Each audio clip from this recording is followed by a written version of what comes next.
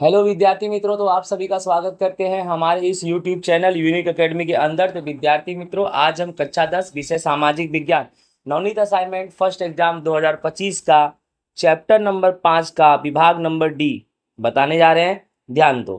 Question 1 क्या है? प्राचीन भारत के वास्तुशास्त्र का परिचय दो। वास्तुशास्त्र के बारे में बताना है। प्राचीन भारत के वास्तुशास्त्र के क्षेत्र में महत्वपूर्ण देन है, यानी प्राचीन भारत का वास्तुशास्त्र के क्षेत्र में महत्वपूर्ण देन है, यानी वास्तुशास्त्र हमारा प्राचीन समय से ही चला आ रहा है। वास्तुशास्त्र ज्योतिष शास्त्र का अविभाज्य अंग है, यानी वास्तुशास्त्र ज्योतिष शास्त्र दोनों एक दूसरे से अलग हैं थोड़े। प्राचीन भारत में ब्रह्मा, नारद, बृहस्पति, भृगु, वशिष्ठ, विश्वकर्मा जैसे विद्वानों का वास्तु शास्त्र में विशेष योगदान है। तो ऐसे कौन से लोग हैं जिन्होंने वास्तुशास्त्र में अच्छा खासा कंट्रीब्यूशन अपना योगदान दिया है? तो ब्रह्मा, नारद, बृहस्पति, भृगु, वशिष्ठ, विश्वकर्मा। ठीक है। फिर वास्तुशास्त्र में रहने की जगह, यानी कहाँ रहना है, मंदिर कहाँ बनवाना है, महल कहाँ बनवाना है, अश्वशाला, किला, शास्त्रागार मतलब जहाँ पे हथियार रखते हैं, नगर वगैरह की रचना किस तरह करना है, किस दिशा में करना है, इन सब सिद्धांतों की जानकारी वास्तुशास्त्र में दी गई। अभी भी कोई मकान वकान बनवाता है ना, तो वास्तुशास्त्र वास्तु पूजा करवा के बनवाता है। वास्तुशास्त्र के अनुसार यही है कि मकान में बेडरूम कहाँ होगा, मंदिर कहाँ होगा। समझ में आ रहा ना ये सब चीज। बृहद संहिता में वास्तुशास्त्र का उल्लेख किया गया है। बृहद संहिता एक ग्रंथ है, उसमें वास्तुशास्त्र का उल्लेख किया गया है। 15वीं सदी में मेवाड़ के राजा कुंभा ने वास्तुशास्त्र का पुनरुद्धार किया था। एक ऐसा समय आया था कि वास्तुशास्त्र लोग भूल गए थे, लेकिन 15वीं सदी में मेवाड़ के राजा कुंभा ने वास्तुशास्त्र को फिर से जीवित किया। वास्तुशास्त्र को 8 भागों में बांटने वाले देव के प्रथम स्थपति विश्वकर्मा को, राइट ना, वास्तुशास्त्र विश्वकर्मा को आर्किटेक्ट कहते हैं। यहां लिख दे रहा हूं मैं आपको। वास्तुशास्त्र को 8 भागों में बांटने वाले देव के प्रथम स्थपति विश्वकर्मा को क्या बोलते हैं? आर्किटेक्ट। राइट। देव के प्रथम स्थपति आर्किटेक्ट विश्वकर्मा। इन्होंने वास्तुशास्त्र को 8 भागों में बांटा, जिसमें उन्होंने क्या क्या बताया? जगह की पसंदगी, विविध आकार, उसकी रचना, उसका कद और उसकी वस्तुओं की व्यवस्था, देव मंदिर, ब्रह्मस्थान, भोजन कक्ष, शयन कक्ष आदि विविध स्थानों की जानकारी इन्होंने दी। वास्तुशास्त्र के दृष्टि बिंदु में परिवर्तन आया है। अब तो वास्तुशास्त्र को विदेशों में भी स्वीकृति मिल रही है। हमारे देश में तो अपनाया जा रहा है, दूसरे देश वाले भी अपना रहे हैं। वैश्विक लेवल पर ये फेमस हो रहा है। विद्यार्थी मित्रों, आई होप विद्यार्थी मित्रों आपको समझ में आया होगा। आप स्क्रीनशॉट इसका पढ़ सकते हैं। ठीक है। अब हम पढ़ेंगे क्वेश्चन नंबर 2। वैदिक विद्या और शल्य चिकित्सा में प्राचीन भारत का महत्व बताओ। ठीक है। तो प्राचीन काल से भारत वैदिक विद्या और शल्य चिकित्सा दोनों के क्षेत्र में अभूतपूर्व सिद्धि प्राप्त की है, पहले से ले। ठीक है। भारतीय वैदिक शास्त्र के महान प्रणेता महर्षि चरक ने, महर्षि सुश्रुत ने और वाग्भट ने, ये तीनों ने वैदिक शास्त्र में उच्चतम शिखर प्राप्त किया। यानी वैदिक विद्या और शल्य चिकित्सा के 3 महान नाम महर्षि चरक, महर्षि सुश्रुत और वाग्भट, ये लोगों ने काफी ज्यादा इसमें योगदान दिया है। जानते हैं। महर्षि चरक ने एक ग्रंथ लिखा, नाम है चरक संहिता। इन्होंने इस ग्रंथ में 2000 से भी अधिक वनस्पति और औषधियों का वर्णन किया है। अर्थात इन्होंने अपने ग्रंथ में ये बताया है कि 2000 ऐसी वनस्पतियां हैं जिनका अलग अलग जगह पर दवाओं का उपयोग किया जा सकता है और रोगी को बचाया जा सकता है। महर्षि सुश्रुत ने एक ग्रंथ लिखा, उसका नाम था सुश्रुत संहिता।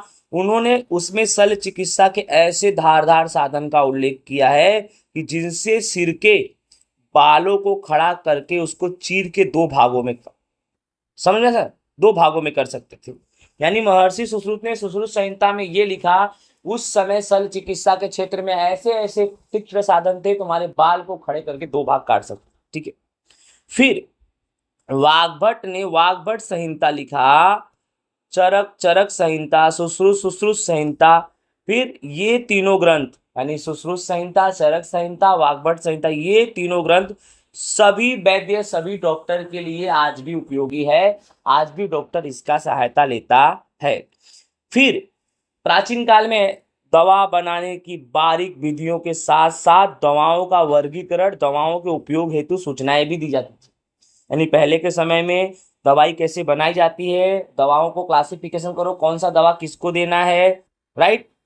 वे प्याले के आकार का पट्टा बांधते थे और खून का परिभ्रमण रोक देते थे और ऑपरेशन करते थे। टेढ़ू, मूत्राशय, हार्निया, मोतियाबिंद, पथरी, भगंदर आदि की शल्य चिकित्सा कर सकते थे। टूटी हड्डियों को व्यवस्थित करके उसे जोड़ते थे, राइट ना। बाहरी पदार्थों को कुशलता पूर्वक शरीर से क्या करते थे, बाहर निकालते थे। सोचो कितना आगे था हमारा देश पहले से ही। टूटे हुए कान या नाक की चिकित्सा और प्लास्टिक सर्जरी भी करना वो लोग जानते थे। मोम के पुतने या मृत शरीर की, ठीक है, शल्य चिकित्सा द्वारा विद्यार्थियों को प्रत्यक्ष ज्ञान भी देते थे। यानी जो उस समय मेडिकल साइंस के स्टूडेंट होते होंगे तो उनको मतलब मोम का बॉडी बना के कैसे क्या करना है, इंजेक्शन कैसे लगवाना है, कैसे चीड़ फाड़ करना है, जैसे आज रियल बॉडी पे दिया जाता है ऐसे वो लोग मोम वाले बॉडी पर देते थे। समझो कितना अच्छा था हमारा देश पहले से ही। प्रसूति के समय कठिन ऑपरेशन भी होते थे तो वो लोग हिचकिचाते नहीं थे, हर एक संभव ऑपरेशन कर देते थे। प्राचीन भारत में प्राणी रोग का शास्त्र भी विकसित हुआ। ये तो प्राणी रोग मतलब जानवरों का भी इलाज उस समय होता था। अश्व यानी घोड़ा, हस्ती यानी हाथी, इनमें इनको जो भी रोग होते थे उसके भी ग्रंथ लिखे गए हैं कि ऐसे समय उन्हें कैसे बचाना है। जिसमें फेमस है हस्ती आयुर्वेद और शालिहोत्र का अश्वशास्त्र। हस्ती आयुर्वेद हाथियों के लिए और शालिहोत्र नाम का व्यक्ति ने अश्वशास्त्र लिखा घोड़ों के लिए। वैदिक शास्त्र के विद्वान वाग्भट ने निदान के क्षेत्र में अष्टांग हृदय जैसे ग्रंथ रचकर महत्वपूर्ण योगदान दिया। तो भाई वाग्भट ने कौन सा अष्टांग हृदय एक ग्रंथ लिखा जो निदान के क्षेत्र में, ऑपरेशन के क्षेत्र में, इलाज के क्षेत्र में काफी ज्यादा महत्वपूर्ण साबित होता है। राइट विद्यार्थी मित्रों, इस तरह से हमारा क्वेश्चन नंबर काफी बड़ा था। क्वेश्चन नंबर ये 3, राइट, स्क्रीनशॉट पाड़ सकते हो। सॉरी क्वेश्चन नंबर 2 है, ओके। क्वेश्चन 3 तो अब चालू हुआ। प्राचीन भारत के रसायन विद्या का प्रगति का वर्णन करो। रसायन विद्या के बारे में, रसायन शास्त्र एक प्रैक्टिकल साइंस है, एक प्रयोगात्मक विज्ञान है। यह विद्या अलग अलग खनिज, पौधों, कृषि के लिए बीज, विविध धातु के निर्माण या उसमें परिवर्तन तथा स्वास्थ्य की दृष्टि से जरूरी औषधियों के निर्माण में उपयोगी है।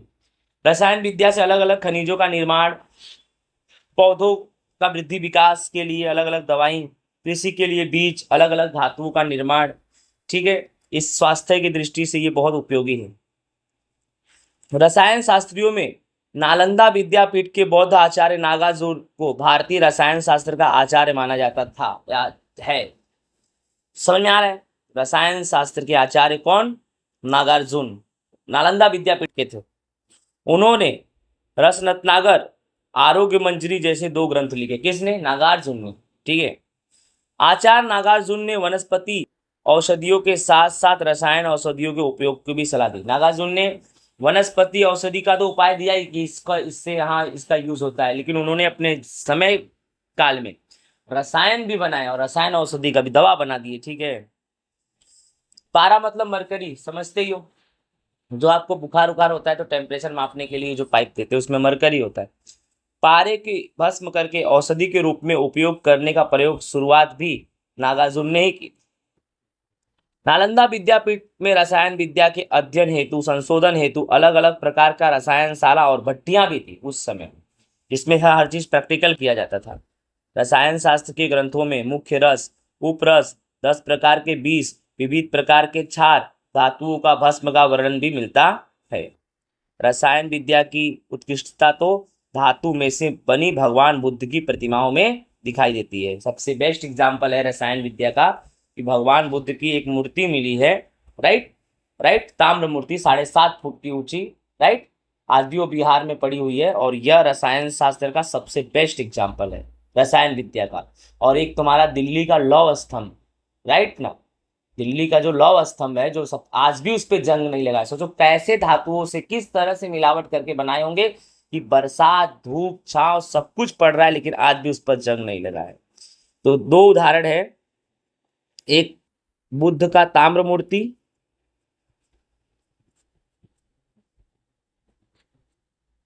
ये भी लिख सकते हो।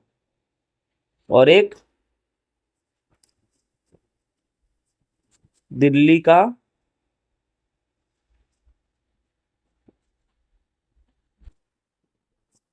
लव स्तंभ। आई होप विद्यार्थी मित्रों आप सभी को अच्छे से समझ में आ गया होगा, राइट। तो ये हमारा चैप्टर नंबर 5 सेक्शन डी पूरा होता है। आई होप विद्यार्थी मित्रों आप सभी को अच्छे से समझ में आया होगा। जय हिंद, राधे राधे।